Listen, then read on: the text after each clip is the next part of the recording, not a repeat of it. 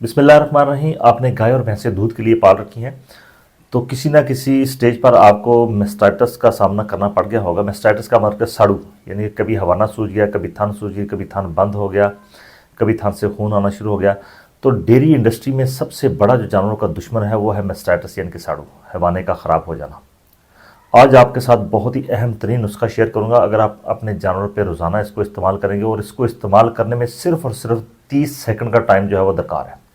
30 second में अपने जानवरों को आप ये मेडिसिन जो है ये थनों पे लगा सकते हैं और आसानी के साथ आप लगाएंगे और जानवर जो है 95% आपके फार्म पर, आपके डेरे पर, आपके घर पे मेस्टाइटिस के साड़ू का हमला नहीं होगा।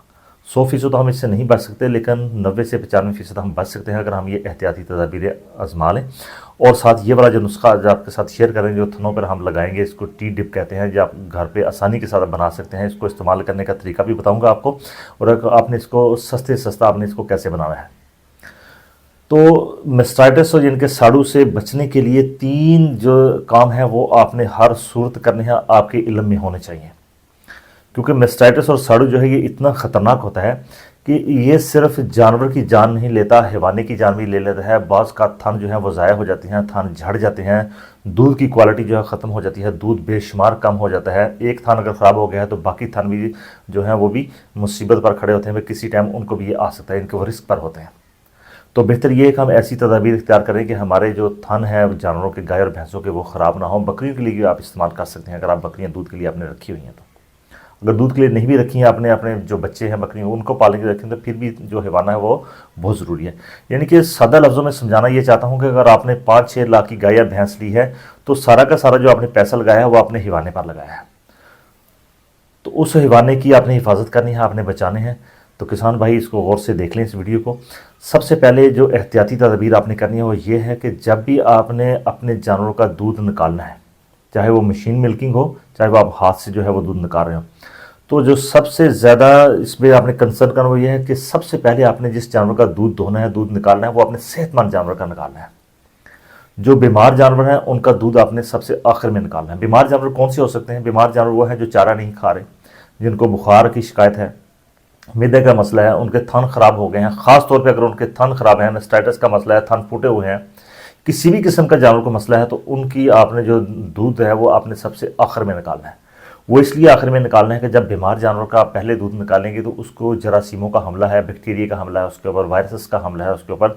तो हाथों से जब आपने दूध निकालना है और आपके हाथों में जरासीम लग गए और उसको आपने दो के जो सेहतमंद जानवर है उसको आप निकालेंगे, तो आपके हाथों से जो जरासीम है ये हैवाने की तरफ ट्रैवल करना शुरू कर देंगे, हैवाने के ऊपर चढ़ जाएंगे। तो बेहतर है, सबसे जो बेहतरीन तरीका है थन बचाने का वो ये है कि सबसे पहले आपने सेहतमंद जानवर का दूध निकालना है। दूसरी जो है आपने एहतियात वो कौन सी करनी है? दूसरी एहतियात ये करनी है कि जो 90% जानवरों के जो मेस्टाइटिस के जो जरासीम हैं वो थन के मुंह के ज़रिए हैवाने की तरफ चढ़ते हैं। अब थन का जो मुंह है वो है जिसको हम टीट स्फिंक्टर कहते हैं, थन जहाँ से दूध निकलता है। अब जब आप जानवर की धार निकाल रहे हैं, दूध निकाल रहे होते हैं, तो 20 से 22 बल्कि 25 मिनट तक जो थन का मुंह है वो खुला रहता है।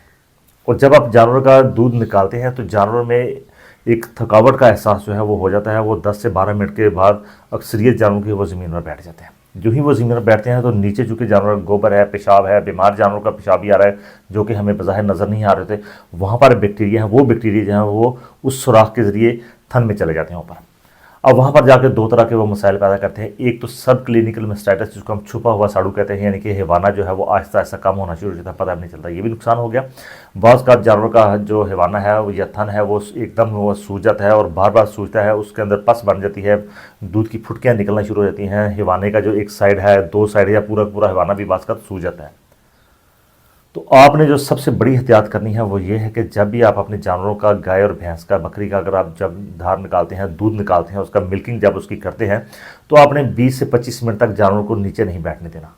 अब नीचे नहीं बैठने देने का क्या मतलब है कि आपने छड़ी लेकर तो इतने ज़्यादा जानवरों के करीब नहीं खड़े हो सकते। तो आपने थोड़ा सा वड्डा अपने हाथ में लिया और जानवरों का जो चारा है, जो जानवर पसंद करता है, उसके ऊपर आपने फेंक देना उसको, ताकि वो लालच से जानवर जो है वो चारा भी खाता रहे, उसको वंडे को भी खाता रहे। इस दौरान 20 से 25 मिनट का जो टाइम है वो गुजर जाए और जानवर जो है उसका हैवाना, उसका जो थन का जो मुँह है वो क्लोज हो जाए, बंद हो जाए।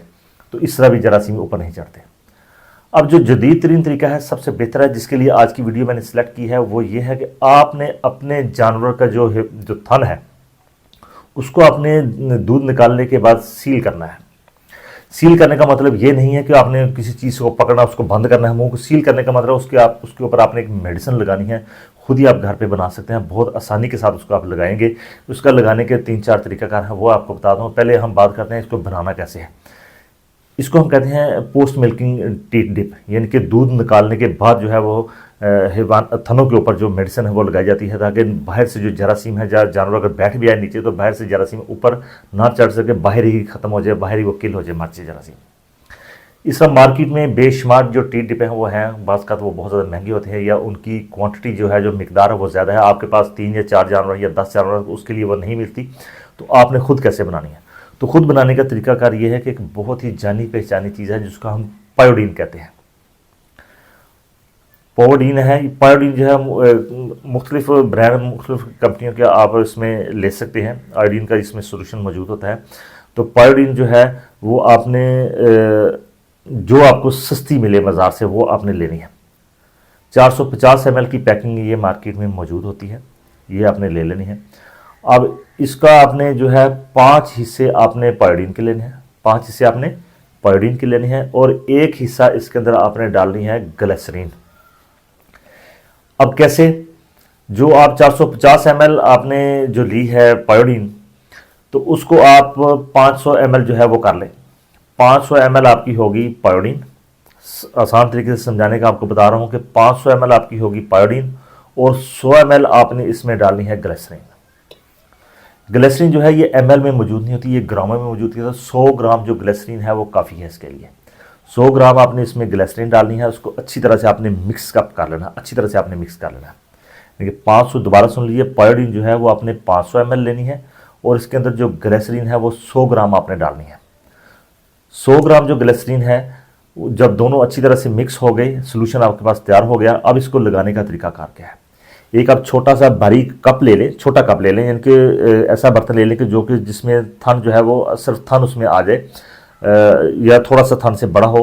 आपने उसको कप को आपने भर लेना है। कप को भर के तकरीबन इनके 1-1 इंच आप उस ऊपर से छोड़ दें, इनके 1 इंच जो है वो कप से नीचे हो पायोडीन, और आपने जल्दी जल्दी आपने पास रखी। जो ही आपने दूध निकाला तो एक का जो था उसमें डुबाया, फिर दूसरा, फिर तीसरा, चौथा, फट, यानी कि आपने 30 सेकंड मैंने ज़्यादा बताए हैं, तो ज़्यादा से ज़्यादा आपको इसमें टाइम लगेगा, 10 सेकंड का टाइम दरकार होगा। 10 सेकंड में आप इसको अच्छी तरह से इसमें डिप कर सकते हैं। यानी कि आप कोशिश कीजिए कि थान का जो इतना 2-2 इंच तक मुँह है वो उसमें डिप हो जाए, एक तरीका। दूसरा तरीकाकार ये है कि अगर आपने ये थोड़ा सोल्यूशन बनाना है, तो आप रुई लेकर उसके साथ भी थन के मुंह के ऊपर पेंट उसका कर सकते हैं, या आप एक स्प्रे बॉटल जो है उसमें आप इसको डाल लें। स्प्रे बॉटल में डालने के बाद एक पंप स्प्रे का इस थन पे, उस थन के दूसरे पे, तीसरे पे, चौथे उसके मुंह पे आपने स्प्रे करनी है। कहने का मतलब ये है कि आपने किसी भी तरीके से जो सोल्यूशन बनाया है आपने पायोडीन का और ग्लिसरीन का, ये आपने थानों के मुँह पर लगा देना है। इससे ये फ़ायदा होगा कि अगर जानवर बैठ भी जाएगा तो जरासीम जो है वो थान के ज़रिए ऊपर नहीं चढ़ेंगे।